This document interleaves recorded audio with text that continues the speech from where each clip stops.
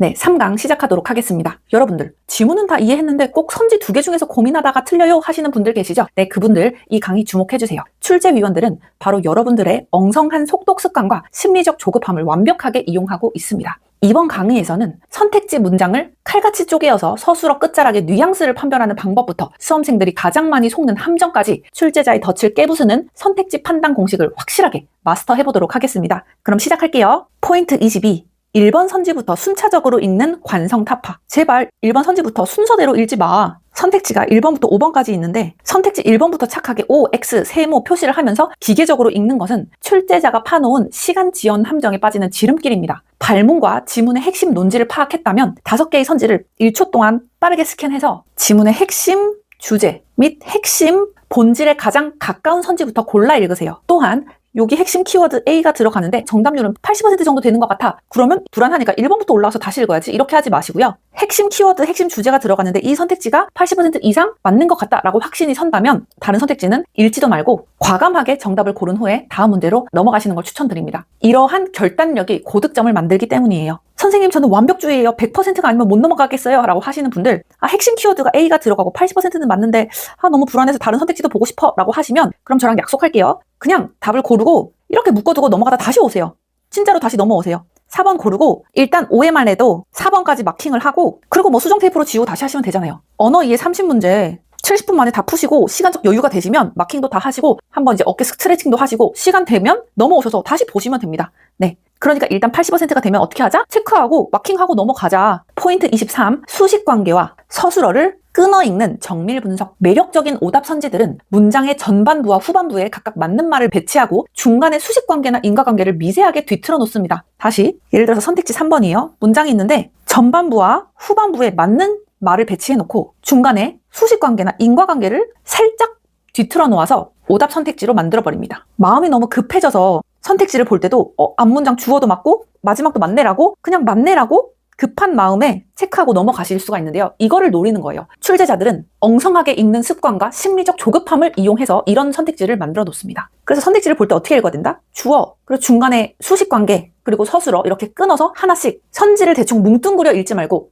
의미 단위로 칼같이 끊어서 검증하라는 거죠. 제가 예시 하나 보여드리도록 할게요. 이것도 실제 리트 기출인데요. 선택지입니다. 선택지 2번. 황매천은 시대 현실에 초연한 덕분에 시적 성취에 성공했다. 이게 오답 선택지임에도 불구하고 실제 수험생들이 굉장히 많이 선택을 해서 틀렸는데요. 왜냐하면 지문에서 실제로 황매천은 초연했고요. 시적 성취에도 성공을 했어요. 따라서 긴장된 나머지 수험생들은 주어랑 서술어만 보고 그냥 맞다고 해버린 거예요. 거기다 초연했다 이게 핵심 단어였으니까 초연한 덕분에 시적 성취에 성공했다 이렇게 읽어버린 건데 여기서의 틀렸던 포인트는 시대 현실에 초연한 게 아니라 황매천의 정신 상태가 초연했던 거였습니다. 즉 선지를 대충 뭉뚱그려 읽은 학생들을 다 나가리시키는 출제자의 덫이었던 거죠. 즉 이 초연이 시대 현실에 대한 초연이었는지 정신 상태의 내면적 고통에 대한 초연이었는지 이 수식 대상을 정밀하게 쪼개어 타겟팅 검증을 해야 선택지에서 걸려 넘어지지 않는다. 지문 힘들게 다 읽어놓고선 선택지에서 이렇게 어이없이 틀리면 너무 황당하겠죠. 포인트 24. 단정적 진술, 가능성 진술, 서술어 판별. 출제위원이 오답을 만드는 가장 고전적이고 치명적인 방법인데요. 지문에서 뭐뭐 할 수도 있다, 무엇무엇의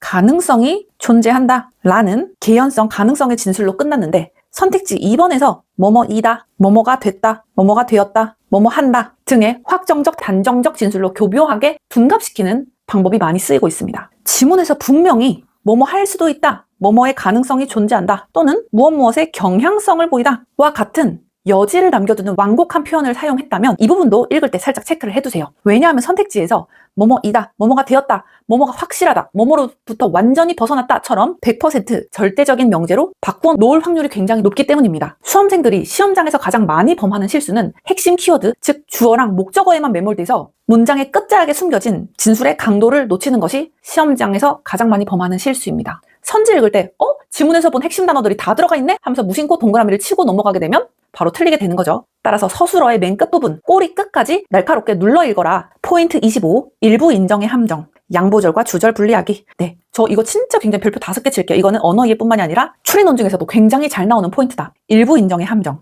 일단 언어 이해를 기준으로 말씀을 드리면 텍스트 속에서 대립하는 두 진영이 있다고 치면 이 두 진영은 완전히 문을 닫아 걸고 싸우지 않아요. 그런 지문들보다 이런 지문들이 훨씬 많이 나옵니다. 물론 A학자도 B학자의 견해를 일부 인정한다 또는 A의 이론이 B가 주장한 개념적 성과를 전적으로 부정하는 것은 아니다. 다만 이것도 뭐예요? A학자도 B학자의 견해를 일부 인정한다. 다만 이렇게 나가는 표현이 언어이해든 추리논증이든 굉장히 많다는 겁니다. 수험생들이 이 미묘한 일부 인정한다, 다만 전적으로 부정하는 것은 아니다, 다만 이런 일부 인정의 뉘앙스를 만나면 수험생들이 이 주장의 선명한 경계선을 잃어버리는 경우가 굉장히 많습니다. 즉 머릿속에서 A학자와 B학자의 견해, 즉 A 이론과 B 주장의 이론, 이거를 그냥 대충 섞어버린다는 거예요. 출제위원들은 바로 이 순간을 노려서 선택지를 이렇게 극단적으로 찢어서 출제합니다. 그럼 어떻게 함정을 파느냐? 첫 번째 경우부터 볼게요. 지문에서 A학자도 B학자의 견해를 일부 인정한다고 했죠. 즉 상대의 일부 측면을 긍정했을 뿐인데 선택지에서는 이렇게 나옵니다. 선택지 예를 들어 1번이라 해볼게요. A학자는 B학자의 견해를 수용하여 자신의 이론을 전적으로 수정했다. 즉 과도한 동조로 왜곡을 하는 거죠. A는 B학자의 일부 측면을 긍정했을 뿐인데 선택지에서는 어떻게 꼰다? A학자가 B학자의 의견 전체를 받아들인 것처럼 과장하는 거예요. 자, 그러면 얘 두 번째 볼게요. 이거는 선택지 예를 들어 3번이라 할게요. 어떻게 나올까요? A의 이론이 B가 주장한 개념적 성과를 전적으로 부정하는 것은 아니다 라고 했습니다. 선택지에서는 이렇게 나옵니다. A의 이론은 B의 주장을 전면 부인한다. 또는 A의 이론에서는 B의 개념이 결코 성립할 수 없다 등으로 극단적 배제로 왜곡시켜버리는 함정을 판다는 겁니다. 시험장에서 긴장하게 되면 이제 뇌가 복잡한 맥락을 단순화하려는 경향이 있어서 텍스트를 그냥 100% 아군 아니면 100% 적궁 이렇게 이분법적인 틀로 재단하기가 쉬워지는데요. 하지만 우리 리트 같은 고난도 논증 지문의 경우는요. 몇 %까지 인정했고 어느 지점부터 등을 돌렸지? 이렇게 정교한 경계선을 구획하는 게 굉장히 중요할 것입니다. 포인트 26. 비중의 전이와 이분법적 배제의 구별. 이 부분도 2강에서 한번 말씀드렸는데요. 여기서 간단하게 한 번 더 설명을 드리고 넘어가도록 하겠습니다. 지문에서 A를 중심으로 이루어지다 라던가 A로 관심이 옮겨가다, B보다 A에 초점을 맞추다 이런 표현이 나왔을 때 이거는 비중의 무게중심이 이동한 것이지 하나를 아예 소멸시키거나 배제시킨 게 아니다. 그래서 제가 2강에서 예를 어떻게 들었었죠? 투표를 중심으로 정치가 이루어진다라고 했다면 선택지에서 토론의 과정을 투표 과정으로 완전히 대체한다라고 하면 즉시 오답으로 솎아내야 된다. 투표를 중심으로 정치가 이루어지는 거지 완전히 이분법적으로 대체한다는 얘기를 하지 않았기 때문이에요. 이러한 출제 메커니즘 오류를 이미 알고 있으면 문제가 나왔을 때 바로 누구보다 빠르게 눈치채실 수 있게 됩니다. 포인트 27. 논리 기호화. 조건문 등장 시에 즉각적인 대우 명제 변환입니다. 지문 내에 명백한 조건문 구조가 포착되면 자동 반사적으로 지문 여백에 대우 명제를 도출해 두어야 됩니다. 선택지는 조건문 문장을 대우 형태로 변형해서 출제할 가능성이 굉장히 높은데요. 추리 논증뿐만이 아니라 언어 이해에서도 반드시 대우 명제로 변환을 하자. 실제 언어 이해 지문과 선택지 가져와 보도록 하겠습니다. 지문에서 이렇게 나왔거든요. 근로자에 대한 인권 보호의 취지에 부합하지 않는 경우에는 근로자에 대한 차별 금지 입법은 정당성을 상실한다. 그러면 이거는 지금 어떤 조건문이죠? 인권 보호의 취지에 부합하지 않으면 차별금지 입법의 정당성이 없다 이거죠. 정리하면 뭐다? 인권보호 취지에 부합하지 않으면 인권보호가 아니면 정당성이 없어. 이 말은 대우로 바꾸면 뭐예요? 정당성이 있으려면 인권보호의 취지에 부합을 해야 돼. 이렇게 바꿔 놓으시라는 거죠. 대우 명제로 즉각적인 변환. 자, 그럼 선택지에서 어떻게 나왔느냐? 차별금지 입법이 정당성을 가지려면 인권보호 취지에 부합해야 한다 라고 선택지가 나온 겁니다. 우리가 지문에서 이 문장을 보고 정당성은 인권보호네 라는 대우 명제로 변환을 해놨다면 선택지 이거 너무 쉽잖아요. 정당성을 가지려면 인권보호의 취지에 부합해야 된다. 보통 여러분들이 조건문 등장 시에 대우 명제로 변환하는 것을 추리 논증에만 하는데요. 이 영상을 들으신 분들은 이제부터는 언어 이해에서도 해주세요. 실제로 언어 이해 지문에서 명백한 조건문 구조가 나왔다면 선택지에서 100% 대우 형태로 변형되어 출제되고 있습니다. 포인트 28. 개념의 양적 변동, 확장 증대와 무에서 유로의 생성 구별하기. 선생님 이게 무슨 말이에요? 자, 지문에서 특정 권리나 현상이 확장되었다, 증대되었다 라고 진술을 하는 것은요. 이미 있던 것이 양적으로, 즉 외연적으로 확장된 것을 의미합니다. 그런데 선택지에서 어떻게 나오느냐? 아니 분명히 확장되었다, 증대되었다 라고 지문에 써놓고서는 선택지에서는 어떻게 표현을 하냐면요. 기존에는 전혀 없다가 새롭게 생겨났다. 이런 식으로 존재론적으로 발생한 것처럼 장난치면서 선택지를 냅니다. 즉 수험생들이 확장됐다, 증대됐다, 더 좋아졌다, 더 많아졌다, 더 발전했다 라는 긍정적인 이미지나 거시적인 뉘앙스만 가지고 가면 그게 기존 것의 확장인지 새로운 것의 탄생인지 이거를 엄밀하게 따지지 않고 그냥 동일한 범주로 묶어버리는 그런 치명적인 약점을 출제자가 건드리고 있는 거죠. 그러면 실제 시험에서는 어떻게 나왔는지 한번 보여드릴게요. 지문에선 이렇게 나왔습니다. A 법안의 통과로 근로자의 휴식 권리가 한층 더 강화되었다. 이 말은 무슨 말이에요? 한층 더 강화됐다는 의미는 이미 기존에 휴식권이 존재했다는 얘기죠. 근데 오답선지는 어떻게 나왔느냐? A 법안이 통과되면서 근로자에게 비로소 휴식권이 인정되기 시작했다. 이거는 뭐예요? 기존에 휴식권이 존재하지 않았고 비로소 이제야 처음으로 발생한 거야. 이제 막 시작되고 이제 막 존재한 거야.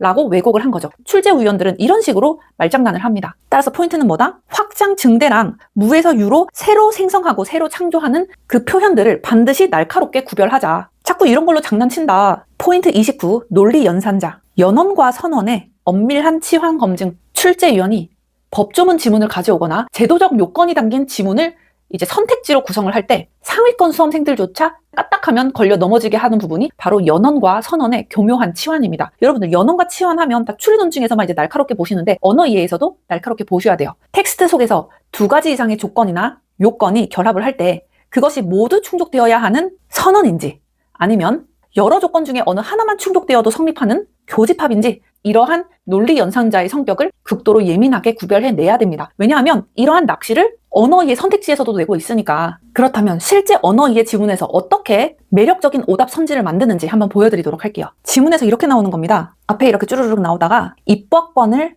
장악함과 동시에 사법적 최종 심판권까지 독점해야만 국가 안정성이 담보된다고 보았다. 어떻게 보고 있죠? 입법권을 장악함과 동시에 엔드 조건이죠. 사법적 최종 심판권까지 독점해야만 역시 엔드 조건, 국가 안정성이 담보된다고 보았다. 두 권력 독점이 동시에 완결되어야 한다고 지문에서는 나왔는데 오답 선지로 어떻게 내느냐? 홉스는 통치 권력이 입법권을 장악하거나 벌써 틀렸죠? 사법적 심판권을 독점하는 것으로 국가의 안정성을 담보할 수 있다고 보았다. 네, 포인트는 뭐예요? 장악하거나 라고 해서 5월 조건으로 마무리를 했다는 거죠. 지문에서는 엔드 조건인 연원 조건을 써놓고선 선택지에서는 문장을 똑같이 구성하고 중간에 선언 조건으로 살짝만 교묘하게 틀었습니다. 즉 여러분들 문장의 뉘앙스에 취하지 말고요. 이렇게 논리 연산자가 언어 이해에서도 나오면 칼같이 분리하자는 거 꼭 잊지 말아주세요. 포인트 30. 선지화 빈출 지표입니다. 리트 출제자가 사랑하는 고확률 선택지 지표어 70선. 네, 별표 5개 하도록 할게요. 이 지표어는요.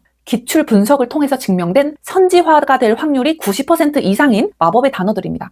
지문에서 이 단어들을 만나면 이거 선지화될 수 있겠는데? 라는 생각을 가지시고 별표를 치시거나 체크를 해주세요. 자, 그러면 고확률 선택지 지표, 선지화가 될 확률이 굉장히 높은 마법의 단어들 하나씩 알려드리도록 할게요. 하나씩 같이 읽어보도록 하겠습니다. 지속적으로 강화 약화되었다. 유지하면서도, 인정하면서도, 계승하면서도 뭐뭐 자체를 막을 수는 없지만 그래도 뭐뭐와 상관없이 무엇무엇과 무관하게 변함없이 무엇무엇에 의존하지 않지만 예외적으로 동시에 무엇무엇 외에도 마찬가지로 언제나 항상 무엇무엇조차도 무엇무엇 하면 할수록 더 뭐뭐하다, 무엇무엇에서 기인하다, 오히려 무엇무엇하다, 독자적으로 무엇무엇하다, A에서 B로 전환되다, 전용되다, 자발적으로, 능동적으로, 스스로, 주체적으로, 자주적으로 이런 단어들 엄청 좋아합니다. 리트는.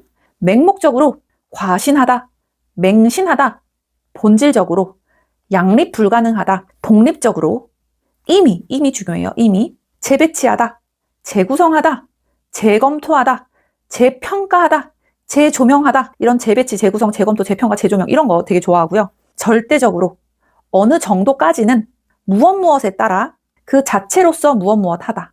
물론 환원시키다.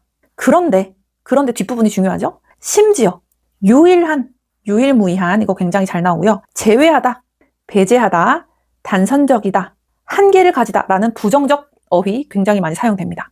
병존할 수 없다, 무관하다, 아무리 뭐뭐라 할지라도, 단연코 어떤 경우라도, 오직 뭐뭐만, 불연속적으로, 연속적으로 등 이런 선지화 빈출 지표가 나오면 그냥 나왔네 라고 하는 게 아니라 뭐라고요? 이 빈출 지표가 나오면 선지화가 될 확률이 90% 이상이기 때문에 지문에서 이 단어들을 만나는 순간 별표를 치거나 아니면 살짝 체크를 한다거나 나름의 표시를 지문에 하자. 그래야 선택지로 갔을 때 내가 나올 것 같다고 예측한 거에서 나왔네. 또 뻔하게 선택지가 만들어졌네. 출제자가 작년이랑 똑같은가? 이런 생각을 하면서 당당하게 푸실 수가 있겠습니다. 네, 3강까지 들어주시느라 너무 고생 많으셨고요. 자, 이제 대망의 4강 고난도 제재별 핵심 표정 공략 강의를 함께 수강하러 와주세요. 들어주셔서 감사합니다.